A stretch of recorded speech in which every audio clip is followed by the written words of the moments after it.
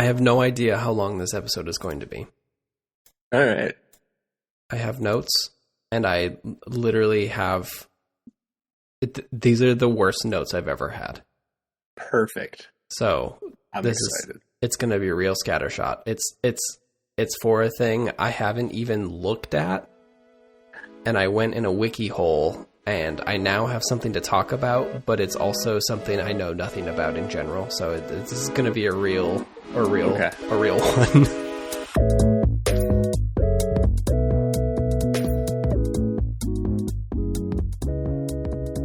Hello, and welcome to Codex.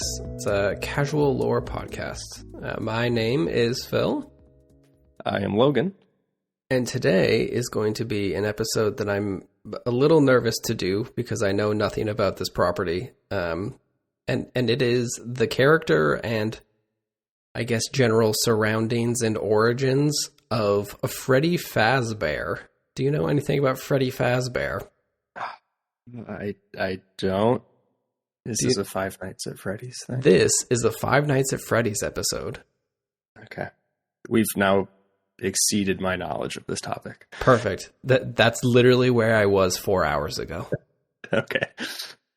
I have some stuff to talk about. But before we get into that, let's do bright spots. What is your bright spot today, Logan?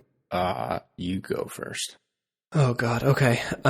My bright spot is, I think I cut this out of one of the other episodes we did, but I got the SP, the emulator SP, the Anbernic. Oh yeah, thing. Yeah. And I have been playing Metroid Zero Mission for the last couple days, and that is, you know what? I don't think enough people talk about that Metroid thing. It's real good. It's fun. I've heard that once or twice. Yeah. It's good stuff. I have not played... I'm not a Metroidvania person at all, really. Whenever I get to those games, it just feels like it sure would be nice to be able to double jump from the beginning. But this is a good one. It's very simple, and I've only got lost like once or twice. So the classics are classic for a reason. Yeah. I guess. Oh, we'll go with my squirrel pup finally emerging from the nest. So for those that don't know, I have a squirrel friend that lives on the property and comes and hangs out with me, and I feed them walnuts. And they gave birth, probably 8 or 10 weeks ago. Okay. And we are now seeing the little one out roaming around occasionally. Oh, fun. I love that. It's a little new friend to start feeding walnuts. Yeah, exactly. That's awesome. We have 2 baby bunnies who have now just become part of the family at this point. Like whenever we are out in the backyard, they are there, and they are becoming less and less afraid. And we are trying not to engage because I would prefer my son not thinking he can pick up everybody in the wilderness, but it's getting harder and harder every day. We are now up to at least 2 squirrels. There might be 2 babies. I'm not sure. She had 3 last year. So there's at least 2 squirrels, 3 rabbits, 3 birds' nests now, although I think one of them is now empty. But one is also freshly built. And then, a salamander. I have a salamander now. Okay. In the yard. Just in a hole up near the house.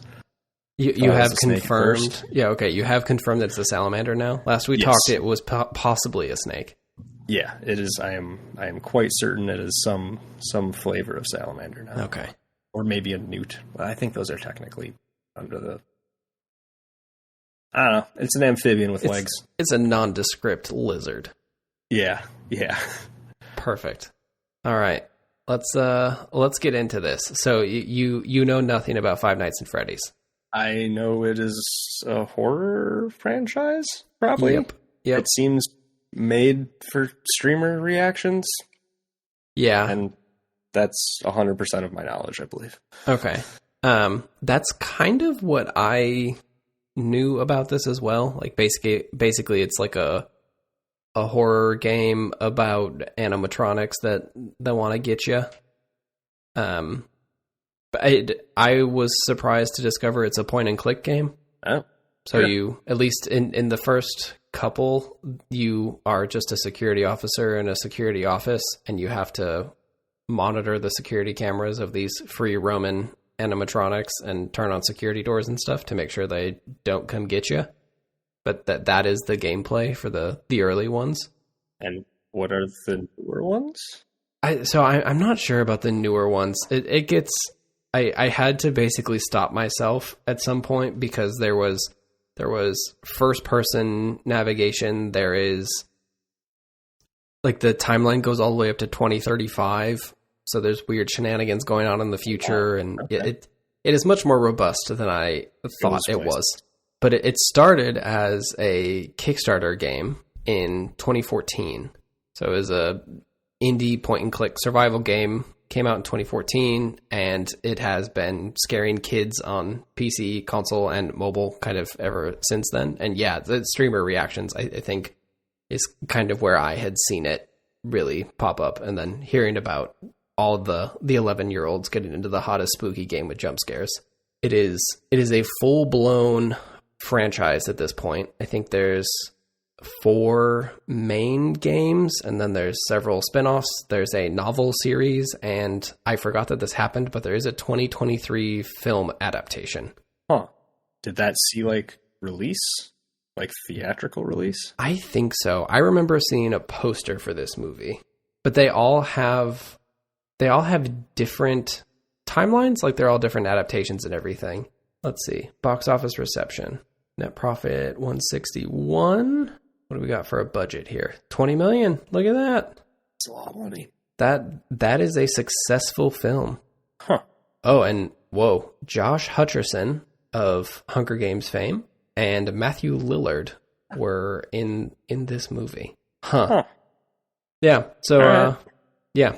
The Five Nights at Freddy's general lore. I think the thing we'll dig in here is I wanted this from the angle of who is the titular Freddy.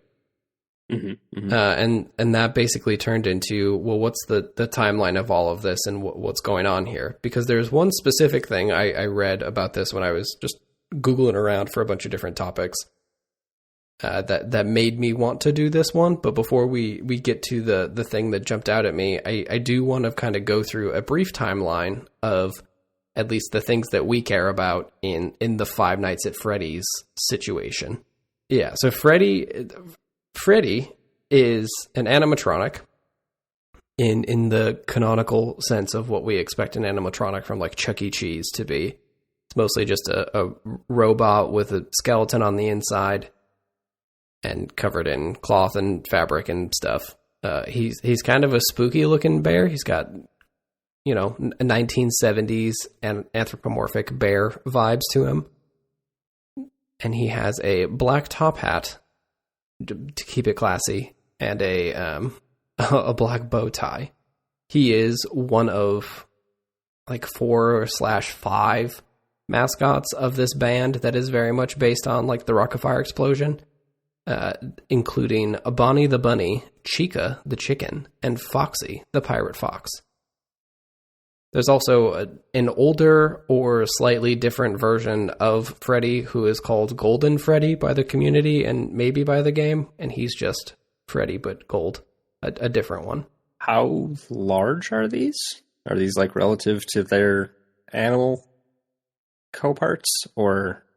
They're all mostly bigger than human size.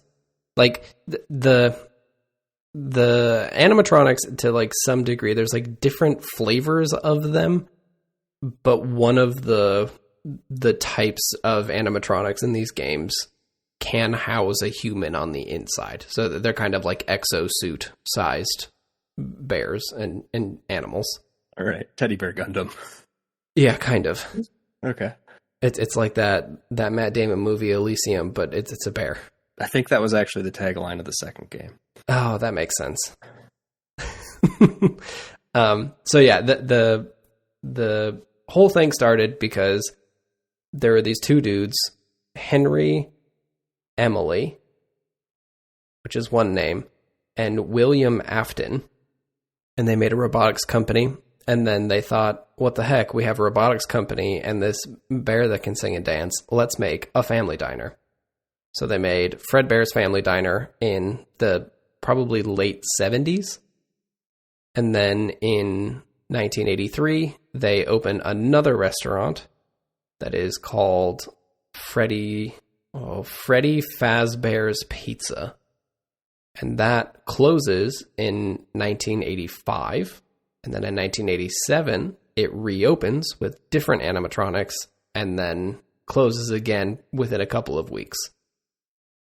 For the reasons that make this a horror game. Because the pizza's terrible. So. Yeah. Well, it doesn't really get into that, but it probably is. We can. I think it's safe to assume that the pizza is terrible. So there's kind of two types of animatronics in these games. There's the classic animatronics, which are the one I was mentioning before. That are like what we would expect animatronics to be in our kind of world. The kind of difference there is that the suits have some level of visual identification and they have active servos in their limbs. So they have to free roam at night because otherwise if they sat still for too long, they would seize up and wouldn't be good puppets. I don't think that's how servos work. But yeah. We'll run with it. Are they programmed? Or kind of? Or is that just like a question that doesn't get asked? Like we just assume there's some... There is some level of programming. Like they have like... They are singing a song. Like they have like your classic... Your classic Chuck E. Cheese thing where they sing a song, do a dinner show and everything. I think the free roam mode is more just this is their powered off nighttime state where they walk around. Like a night at the museum kind of thing? Like, are they designed to be free roaming? I guess maybe that's my question. Because that seems out of sort from the Chuck E. Cheese vibe, where those things do not they don't move from their assigned location. Yeah, I think they're mostly supposed to be locked in rooms and just pacing back and forth like caged animals so that their limbs don't seize up. But obviously that is not necessarily the case long term. Yeah. The second level of animatronics in these games are called toy animatronics, and these are, I think, the later like Five Nights at Freddy's, like 3 and 4 maybe. And these are new and improved. They are plastic, and they very much look like creepy ventriloquist dummies. Also, like, slightly smaller, but still, like, human-ish sized. And this one, and now we can kind of dig into why this is a horror game. They are also loaded with facial recognition systems, and those are connected to criminal databases to make sure that no predators get into these restaurants. Huh. Yeah. That's a choice. Okay. Now we're going to talk about why. Okay. So the Fredbear's Family Diner that was created and opened in the late 70s, early 80s. It had 2 of them. So it had Freddy, the original Freddy, and then it had the bunny, Bonnie, I think their name is. And basically, they were just like the small prototype show. They did stuff. And unfortunately, what happened was the daughter of Henry Emily, her name is Charlotte Emily. And unfortunately, it's 2 first names. Henry Emily. Yeah, it's pretty rough. Very difficult to force out of your face hole. Yep. Yeah. His daughter is killed. Somehow, mysteriously killed. And comes across another animatronic that we haven't really talked about at all, who is called the Puppet. And we will leave that for now. We'll go to... let that one dangle, huh? Yep, we're going to let that one dangle for a little bit. Then we're going to go to Freddy Fazbear's Pizza Restaurant, which opened in 1983. So a couple years probably after the Fredbear's Family Diner. And this is kind of the big launch of this animatronic band. So this is where you have all four of them. You have Freddy the Bear, Bonnie the Bunny, Chica the Chicken, and Foxy the Pirate Fox. The only one who gets a specific type of animal there, which is fun. Do we know their instruments? I know Freddy is the singer, and I think Bonnie is a guitarist, but I don't remember. I would have put the rabbit on drums. Oh, can you imagine the double kick out of a rabbit? Oh, that's true. I don't know if they're that kind of band, unfortunately.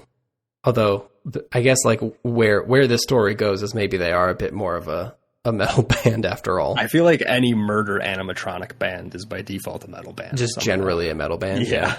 Yeah, you're not wrong.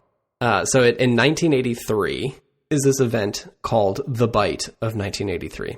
So someone's having a birthday party like you do in one of these restaurants, and you're having some fun. Maybe a kid's getting bullied a little bit because they're not very good at skee ball, and the kids bully him into putting his head right into Freddy's mouth to get a nice birthday smooch, and it bites him.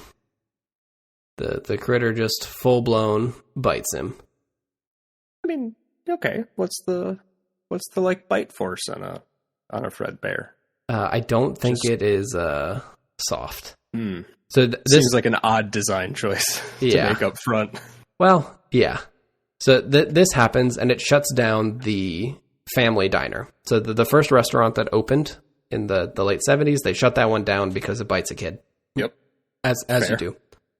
I mean, they probably could have just removed the bear, but... Well, insurance is maybe tough to get after you have an incident. So then they have the second restaurant open, which is Freddy Fazbear's Pizza. And in 1985, 2 years after it's been open, there is a thing that is referred to in the newspapers in some of the like Easter eggy things in the first game, and then it comes up. It's basically like the big focus of the second one, and it is called the Missing Children Incident, which is foreboding. Interesting that they chose to invoke the name of the bear that murdered a kid a decade ago in their new restaurant. Yeah. I feel like some amount of asking for it is taking place here. A little bit, Like they're trying to make a franchise out of this bear. It just so happens that, it chomped a kid. Not to victim blame too much, but yeah. So if we named it like Freddy's Murder Shack, less people would take their kid there. That's true. But listen, you couldn't just call it like Bonnie Bear's Pizza Shack. It's you got to have Freddy. He's the big guy. It's a recognizable name. You can't just leave that kind of branding out on the table. Yes, can't pay for that kind of publicity. So in 1985, 2 years after this restaurant has been open, 2 local children were lured into a back room and then disappeared.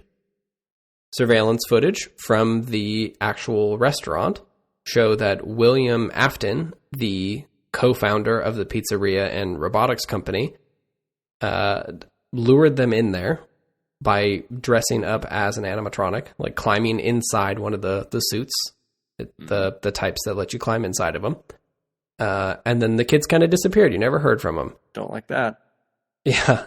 Then there were further details that revealed that 5 total children were connected to the missing children incident, and the co-founder was charged for it. None of those kids were ever found, and families stopped returning to the restaurant like you do. It's a real fool me once, bite my kid once, shame on you.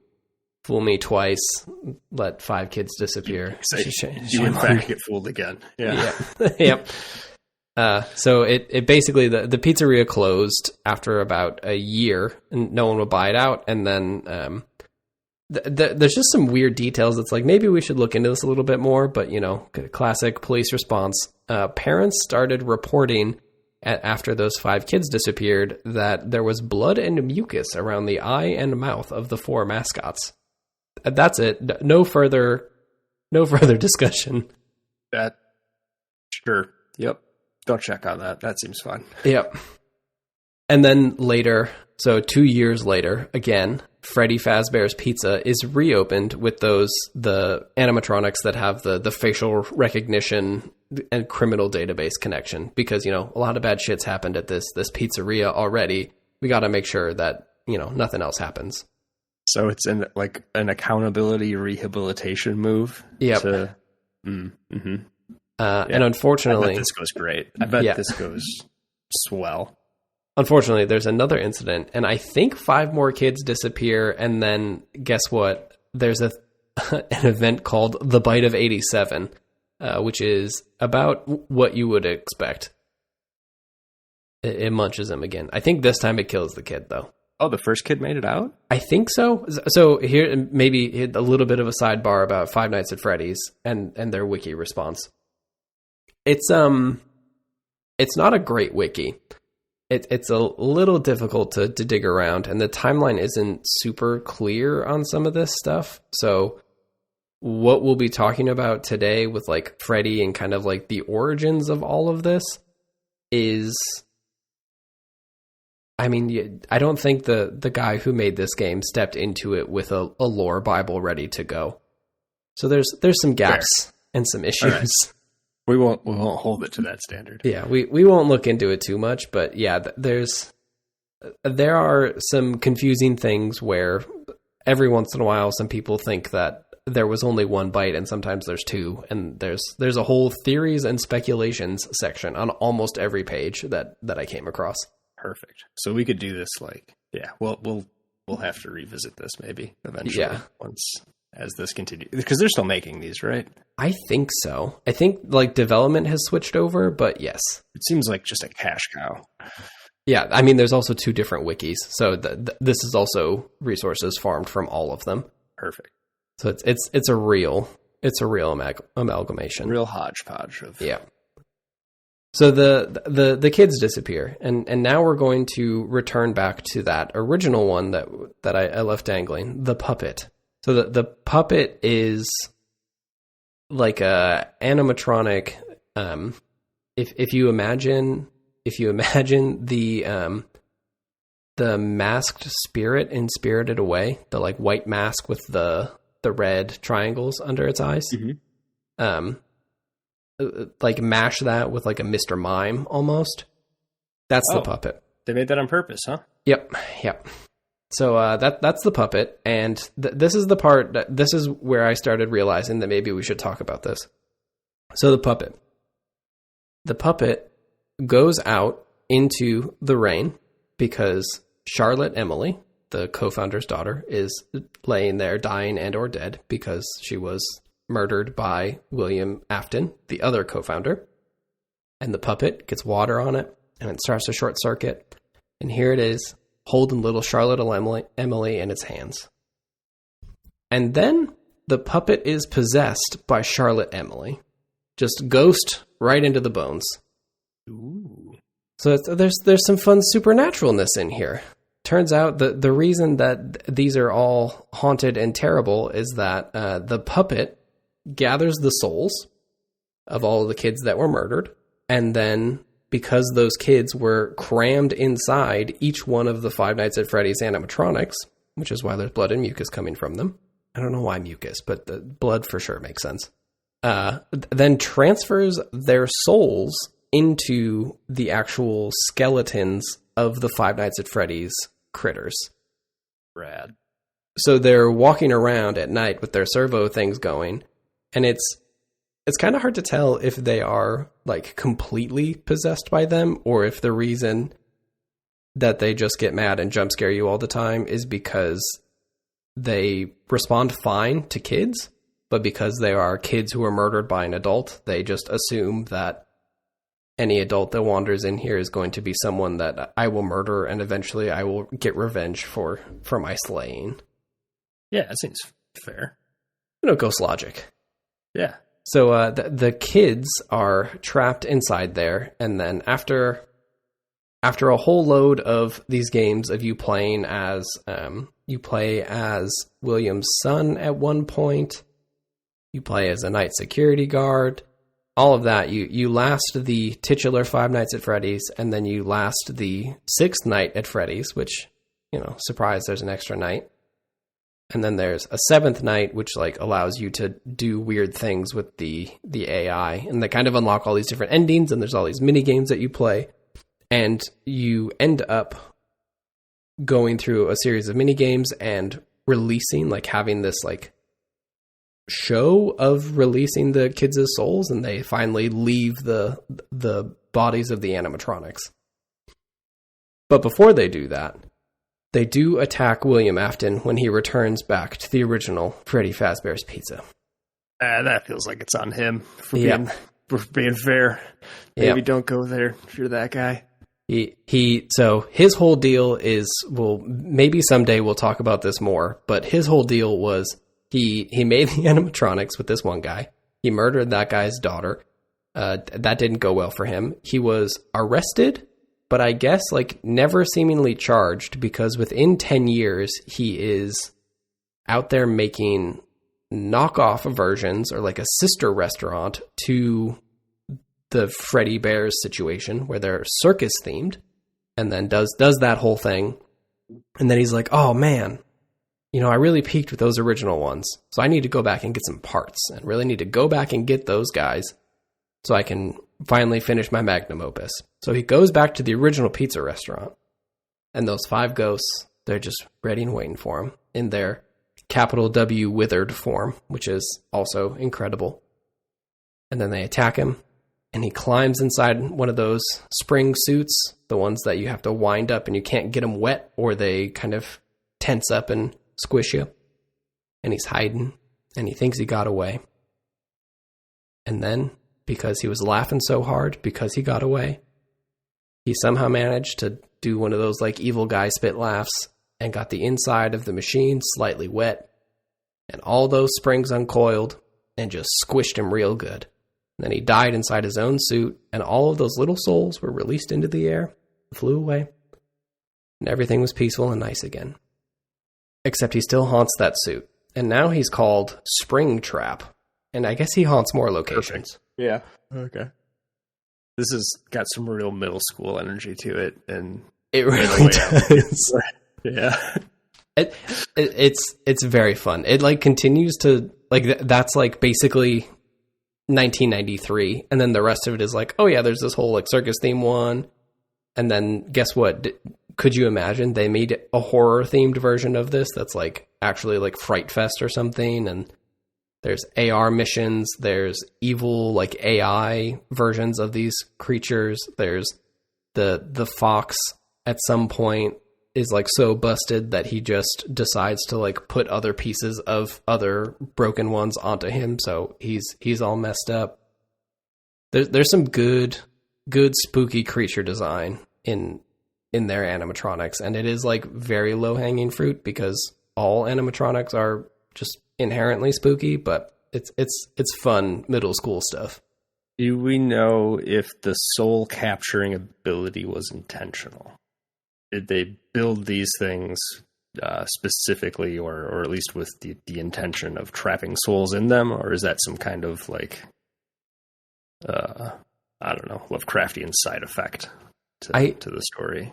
I think it's like a Lovecraftian side effect, but and I guess like this is kind of the weirder supernatural twist is that it becomes known that the souls are in the animatronics, and at one point the William guy goes back to try to harvest their essence to like put them in other robots to give them life. So like it doesn't start there, but I think it definitely goes into the weird area. Is this puppet fellow in Fortnite? That is my other question. Oh, he has to be, right? It seems like that should have happened by now. Oh, yeah, he has to be. Yes? Maybe? Someone has remade Five Nights at Freddy's in Fortnite, which I think is equally as funny to me. Yeah. Yeah, he has to be in here. Yeah, there he is. Okay, good. There are screenshots, so either someone has mocked him up to look this way, or just legitimately in there. Yeah. Huh. Also, I don't know how much of this is. All of these videos just seem like they're scams. So it also could be that it's not real. Yeah, there's no way to know what canon is anymore. Yeah. The fun thing about a lot of this is just scrolling down the incredibly crazy like versions of each of these robots. So there's just like a billion different versions of them.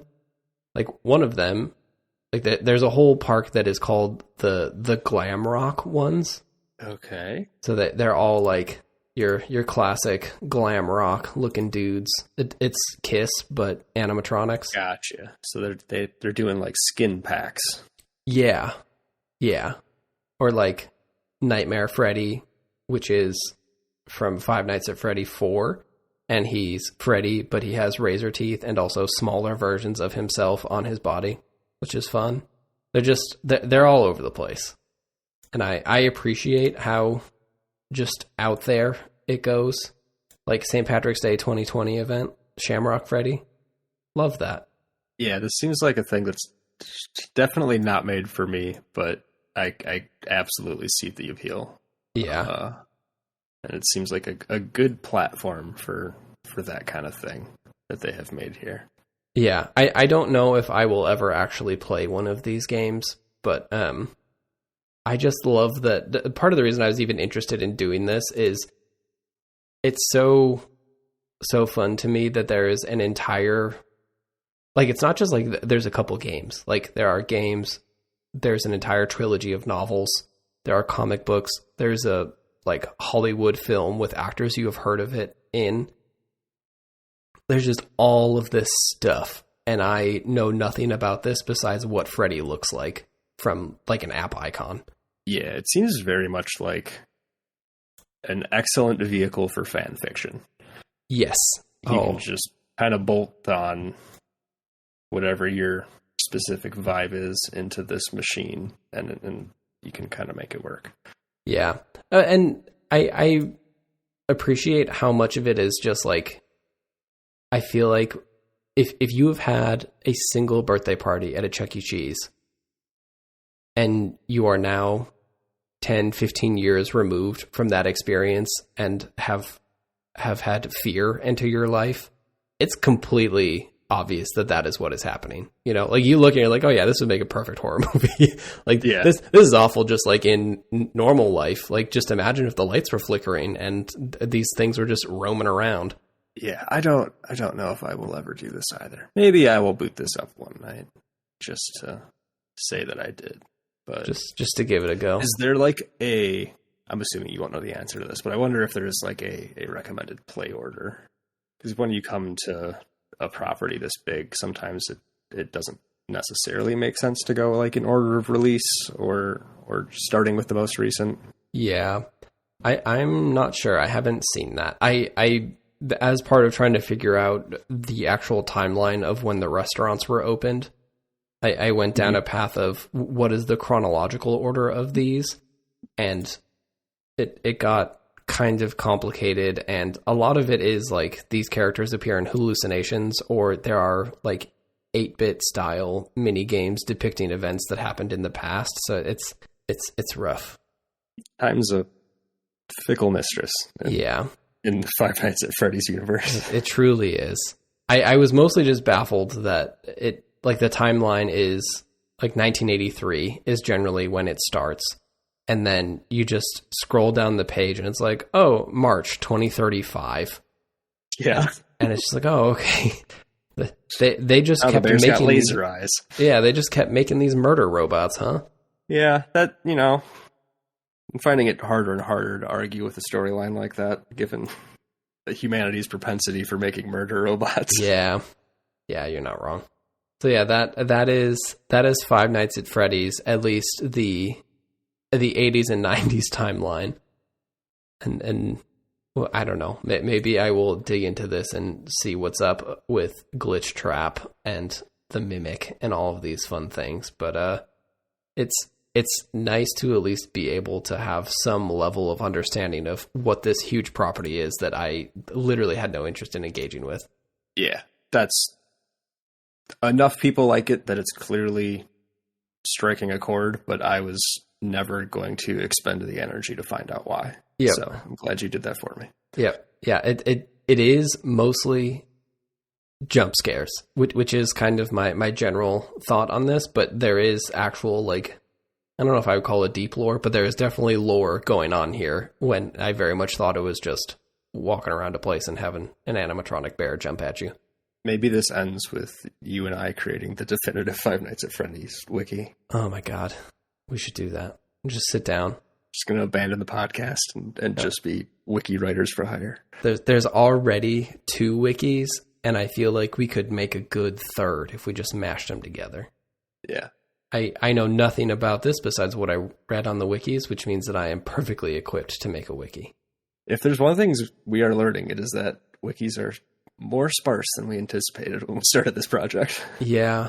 I mean, it's mostly that I love a good fan project. The reason that this podcast can even exist is because of fan projects. But I sure do feel like I should start getting like a fandom account so I can just copy edit some of these, because it's rough out there. All right. That is a short and sweet episode on the Five Nights at Freddy's early timeline, I guess. I mean, if you liked this or thought this was interesting at all, tell a friend, rate or review us, podcast player of choice, stuff like that. GordonHamburger.com is the site where you can go to read reviews, find the links to our Twitch and YouTube. We have a playthrough of, I guess, like the first half of Perfect Dark up there now on YouTube. Yeah, and we'll probably be streaming that again pretty soon, I think. I've never played Perfect Dark, so it was fun to just like sit down and see some of the weird stuff that I didn't know existed in that game as a person who thought it was just a spiritual successor to GoldenEye. That there's some weird stuff in there. There's some weirdness in there. There's some president clones and some grays. Yeah, it goes places. It goes places, and I mostly just drove a hover bike around the last half of that episode. So that's good stuff. Go watch that, and then we'll have the second one up pretty soon. And yeah, if you have another piece of world building or lore or properties that you'd like us to look into, go to the contact page on the site. I mean, like I said, Five Nights at Freddy's was not a thing that I would have necessarily thought about doing, and we have big lists of stuff to explore. But I mean, if there's something like this that you think might be interesting from 2 people who don't engage with it at all, like, shoot us a message. I'd be happy to look into it. And without further ado, I have been Phil. And I've been Logan. Awesome. Thank you for listening, and we'll be back next week with another Codex entry.